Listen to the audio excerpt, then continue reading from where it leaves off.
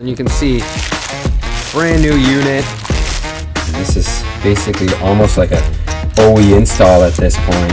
Oh, DP, this is my kind of Honda.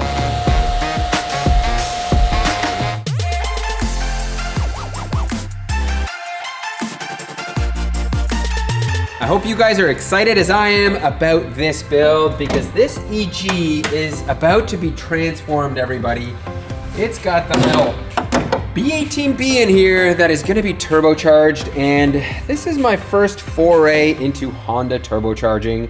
So it is gonna be a bit of an exploratory path to figure out how everything goes, but I'm confident we can get it done, and I'm confident this thing's gonna make some proper power. But before we even get into thinking about turbocharging this thing, we do need to strip a whole bunch of stuff off and kind of like prep this engine bay, so let's get started with that.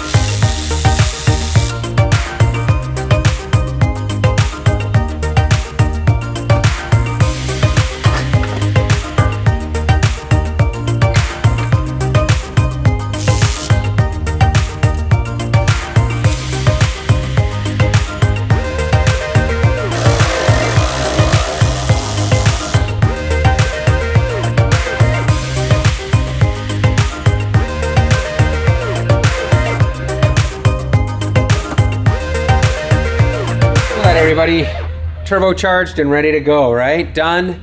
No, not yet, but I had to put it on here just to get a look and see what this thing's gonna look like, and man, it is going to be awesome. And as you guys saw, I did have to remove a bunch of the AC. There is going to be a solution for that. It is coming, but you cannot use your factory AC condenser. There's just no room for it with a turbo kit going on such as this. Before we actually get to installing this, we do need to pull the transmission, so let's get to that and I'll explain to you why once it's out.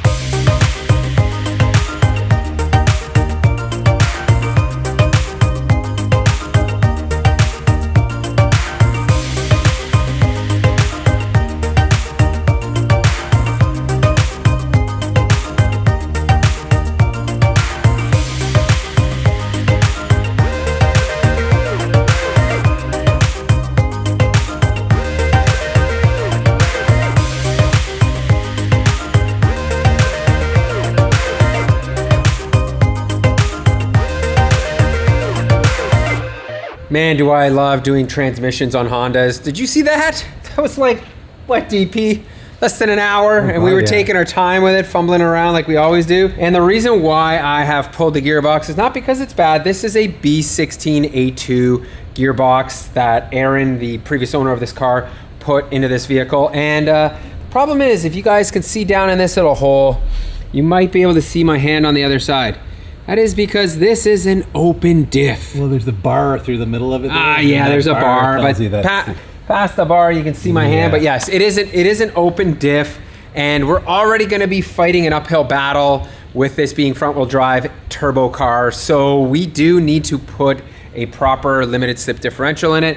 And guess what, everybody? When I purchased this car, Aaron already had an M factory diff ready to go that came with it. This is the helical one, so this is a gear type, which is gonna be nice. It's not gonna clunk. It's not as aggressive as you would have for the racetrack. Usually those you would want a clutch type. I actually ran an M factory clutch type one in my DC2 K-swapped Integra way back, and it was amazing for the racetrack. Not so great, clunky on the street, but this one will be kind of the best of both worlds. And you can see, brand new unit, and that's how she looks, everybody. We're gonna take it over to our buddy Phil at PCM Auto. He's done a ton of these gearboxes, and he's gonna install this for us. That's gonna make our lives much easier. And he is also going to put this in. Aaron also supplied this with the car. This is an LS 5th gear. So from 1 to 4, this thing has nice tight ratios. And then for the 5th gear, we're gonna put an LS. So for cruising purposes, this thing's not gonna be spinning like 4,000 RPM on the highway. It'll just reduce it a little bit. So we kind of have the best of both worlds going on here. With our gearbox off to get that LSD installed, I wanted to continue working on this vehicle and doing that whole turbo kit setup. So our buddy Dylan over at Icon Era Parts has graciously lent us this gearbox right here, you can see. And we are gonna throw this bad boy back up in here and then bolt it in place, get this engine level again. Before we get down to actual work, I wanted to talk about our turbo system here. So we're gonna be starting off with an Artec cast manifold, stainless steel. This thing is an absolute work of art. Ben over there does a ton of actual like flow testing research. He figures out the ideal runner sizes. And if you look in here, you can see just how nicely everything is cast. Like, it is a work of art in that sense. Got a proper wastegate priority runner right here. This is gonna control boost very well. From a space constraint, I love the idea of going with a cast unit. It certainly helps that. And from a heat management standpoint, it's a massive factor. And this is our turbo choice, a Garrett G30 660. This is a true ball bearing turbo. It's got all the latest tech inside of it. And the reason why we are going with a G30 versus a G25, which I think a lot of you would be thinking that is the good choice. We do have a 1.8 liter motor that is a non-VTEC head, so the flow isn't going to be as good as the VTEC stuff, and naturally you would want a fast spooling turbo like a G25. However, in this case here, we don't want the turbo to come on too quickly because we're worried about the rods bending or breaking or having a catastrophic failure. So we want the turbo to come on a little bit later. We want it higher in the RPM range so that torque doesn't build down low, which is how you stress a motor and eventually or possibly blow out the rods. From a housing standpoint, we have two very different choices. We have a 0.61 housing, so this is the smallest housing you can get on the G30, so this will be good for quicker spool, and you know, it'll flatten off a little bit at the top, but because we're only going to be running, I think like 8 to 10 PSI, this might be the way to go. However, if we do see the car or the engine is choking out this turbine housing, then we have a 101 here. So this is a bigger boy, and this one will have a lot of top end, but will take longer to spool. So we're really unsure where we're gonna see boost kind of like hit right away. So thankfully we do have options here to kind of like figure out a sweet spot for us. Thank you, Artec, for making a manifold. You can see with the reliefs for the nuts and the studs. So when we put this on, look how easy this is. You've thought of it all. And then I can put this other guy in here. And this is basically almost like a OE install at this point. We're gonna be mounting up the radiator here to see how our clearance is with the turbo setup, because it does look a little bit close, and we have gone with a Koyo Rad unit. We are not going with a full-size one. They do offer one that is full-size, but I figure we'd still be in trouble in terms of clearance. So the half rad I think is gonna be quite adequate, and thankfully the Koyo Rad is way thicker than the factory one. So we're gonna have adequate cooling for this setup here. And let's have a look. So there it is. We actually do have quite a bit of clearance here. However, I don't think the fan is going to fit, which is gonna be problematic. And one thing to note here, if you guys watch the EF build, we did order their B-swap rad, where I forgot to order the B-swap rad. This is just for a single overhead cam, so make note. The problem is the inlets for the rad hoses, you can see, are smaller than the B series. So these are 28 mil, these are 32. Koyo Rad does actually offer a B, outlet half rat for the Civic. So I'm gonna jump on to turn 14, order that up. That'll be here in a couple days. So we'll swap that out. But in the meantime, we can use this for fit up. Here is the big boy OEM fan. And it actually looks like it's gonna clear. However, we're gonna have a slight problem here. You can see I guess we could do this, DP, if we just put on, like, if we twisted this turbo here and just put on like one of those like mesh covers. We didn't actually build out a proper intake pipe, but I don't love that. You trimmed the shroud a bit? Yeah, maybe, but then the fan, like, you're not gonna have much room here. The fan comes out to here, so you'd only be able to take that out, and really any type of movement, I just don't think it's worth it.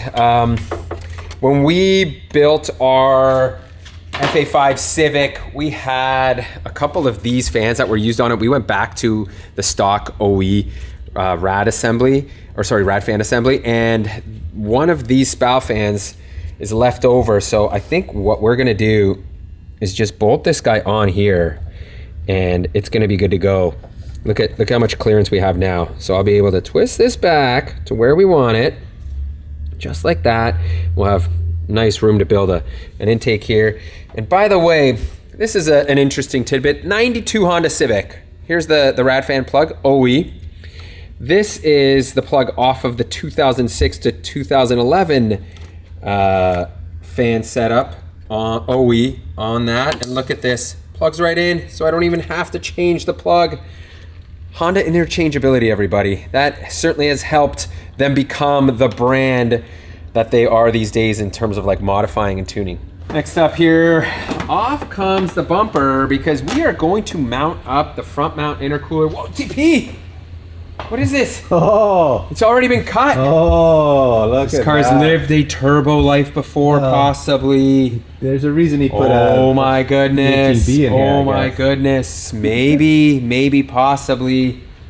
I'm actually going to be removing this because I have a way better solution for a crash bar and mounting up the intercooler. And here is the latest addition from Level 7 Performance. This is their bumper bar, fully made in-house in the USA. Andre, the owner of Level 7, it's like a super small business based out of Oregon. He actually makes these amazing catch cans, which we're gonna be using on this build, but we'll show you that in the future. However, he's starting to get into chassis fabrication. And when I told him, hey, I need a bumper bar to fit up an intercooler, he built this thing for me. And here's the thing, I told him what intercooler I'm using. I didn't send him dimensions or anything else, and he put these brackets on here, and as you'll see in a moment, it fits up perfectly. So thank you, Andre, for that. And because he custom builds these, you know, he can add a tow hook onto here, he can add anything you want, and they do come in raw or powder coated. Just noticed, got a little bit of rust in this one hole up here, and the bolt was missing on the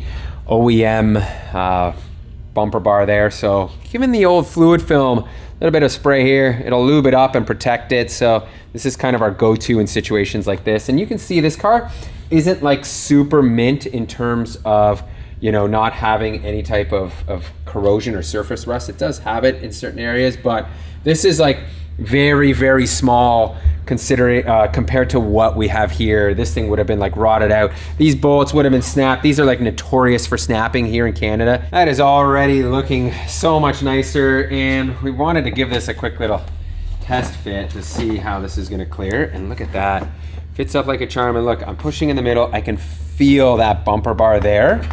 So man, the fitment on this is pretty much perfect at this point. So let's get that front mount onto here. And here is our intercooler specifically made for the EG from a company called Go Autoworks. They're out of Alabama, and they offer a ton of products for forced induction, mainly like B and D series stuff. If you've got a D series Honda and you want a turbo kit, they are kind of like your go-to.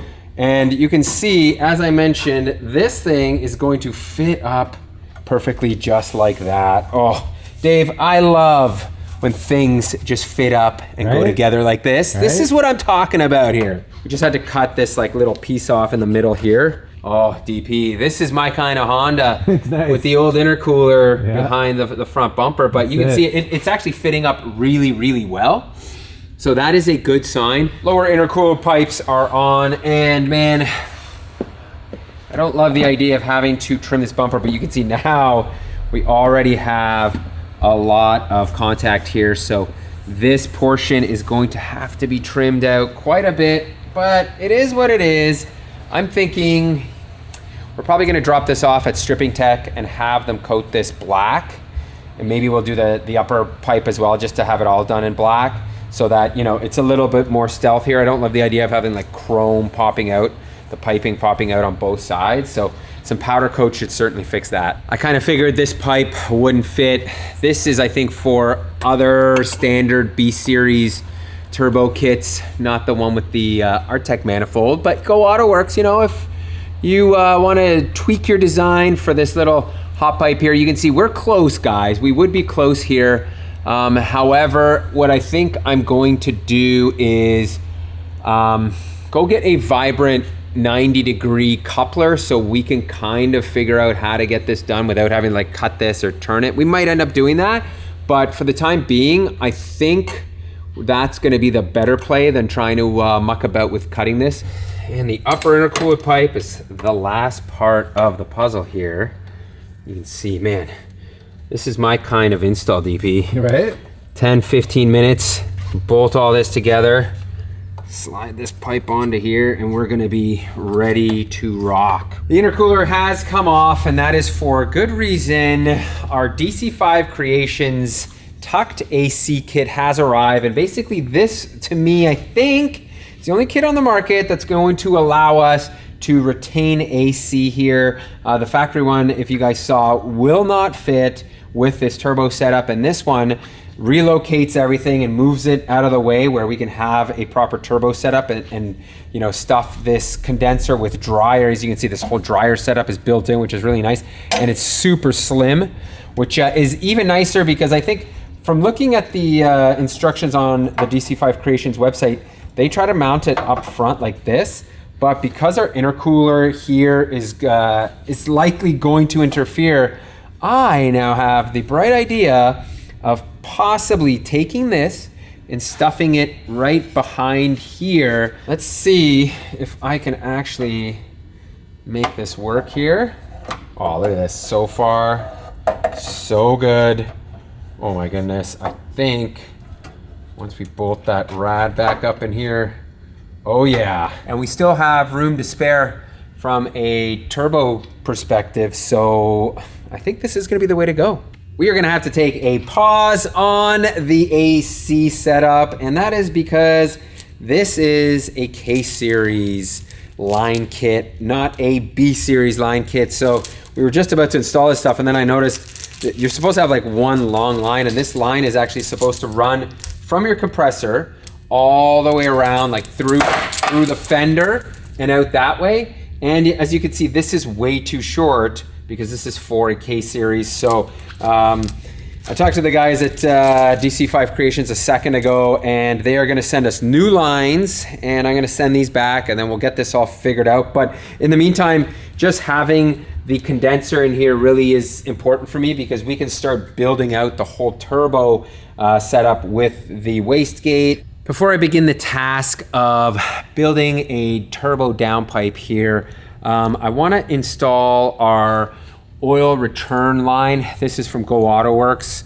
They supply this whole kit, and I want to put that in because our downpipe, I think, is going to potentially interfere with it. The kit does include a weld-on bung. However, we don't have to do anything like that. The Moroso oil pan does come with it, so went in the stash, pulled out a Dash 10 Vibrant fitting there, and that kit also comes with a straight hose end. However, you can see this would not work well here. So again, the stash plays dividends. I've got this nice 120, which I think is going to be the right call here because it's going to allow the line to be like really tight up against the block, which is what we want here. I had to make a quick adjustment. Instead of that 120, ended up going to a 90 here and raising this up because the 120 pointed it too far into the oil pan, which meant this line, even though it came down nicely along here, it just went flat for too long, and that's where you don't want that. So you have oil that can pool there and then back up into the turbo.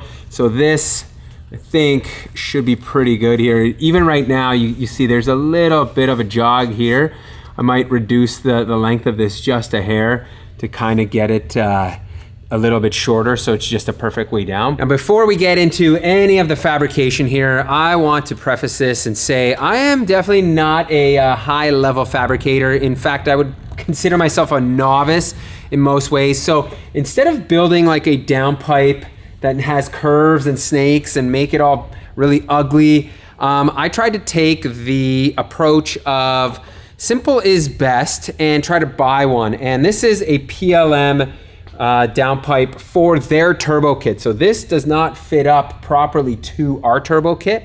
And as you can see, that is why I have cut this.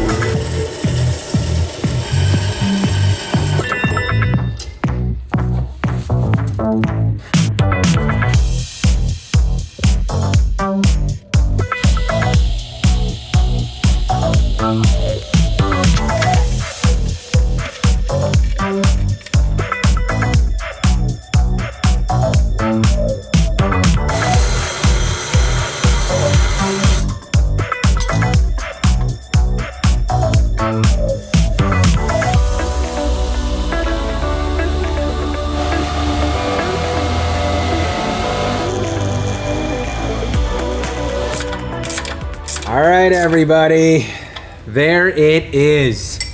The downpipe is done, and I have to say I'm pretty proud of myself. I used 2 pie cuts to make this this downpipe work after we cut it. So it's pretty good in my books. Like I said, the amount of fabrication I saved by reusing that downpipe and just putting in these 2 pie cuts, I think is huge.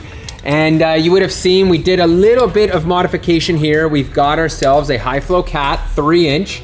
So I cut the flange off here, put a 2-bolt flange on this side so it would mate up to the cat. And then here we went from 3 inches down to the 60 mil, which is like, I think 2.3 inches. And everything fits up so nice. Like, I think we've got good clearance here.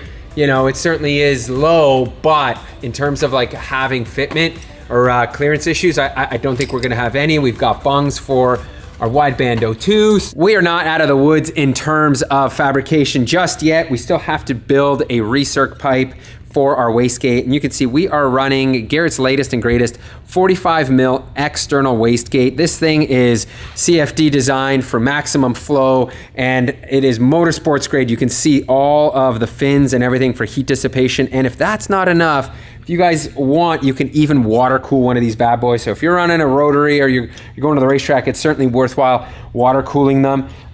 We, however, will not be doing that. And you can see this thing is gonna bolt on here and it's gonna be a straight shot downwards. I wish I had it in me just basically to have a screamer pipe, because I could run a pipe straight down from the wastegate down to here, make it exit, and we'd be good. However, what we want to do is recirculate this. I think I'm going to have to put our recirc tube up here in this area which isn't too bad. It's the angle really is more important. You want the exhaust flowing downwards and like into the exhaust path. If this was like pointing in and dumping this way, that can certainly create a lot of turbulence, but this coming down and dumping this way should be good. And the reason I wanna put it up here is we need, as you can see, an intercooler pipe that is going to run through this way. So if I came down with it down to here, we'd have problems. I think I've shaped the tube here to fit relatively well in this spot right here on the downpipe. So that means now I have to cut the hole, and for that, I'm going with the step drill. This being stainless steel, I think I'm gonna drill a hole first.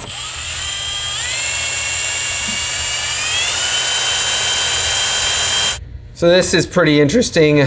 I cannot seem to penetrate or start a pilot hole even with a small drill. And these are, high quality cobalt built drill bits from Milwaukee into the stainless. It's like super hard, and I've heard that's a problem with stainless. You can see, like, I'm gonna be here forever trying to get through this. These are brand new bits. I'm like barely making a dent here. So my take here is, let's just take the old die grinder, put it down, and brute force with a bit will make this work. So let's see how this goes.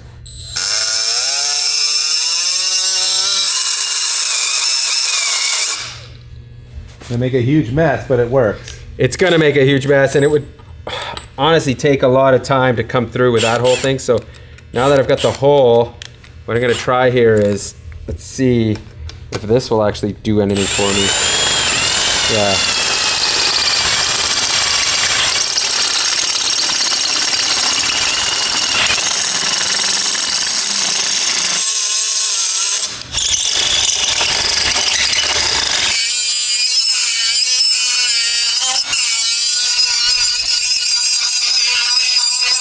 You gotta love a die grinder, man. That made easy work of that, and you can see now we have the right hole.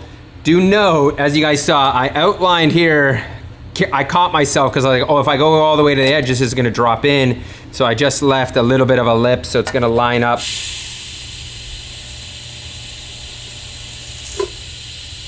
Sometimes you get a victory like this.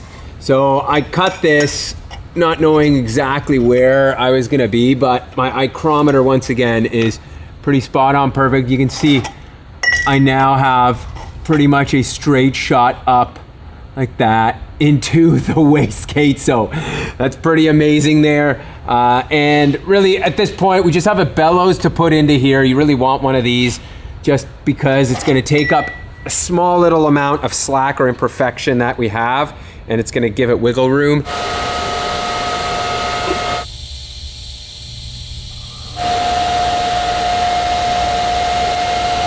One thing I can tell you for sure is when you're welding all of this stuff up, there's going to be contraction and a lot of movement that can happen, which is why, as you saw, I basically took the whole turbo kit off and bolted it all together and then tried to weld as much of the whole setup as possible together so there wouldn't be any type of like pulling or moving.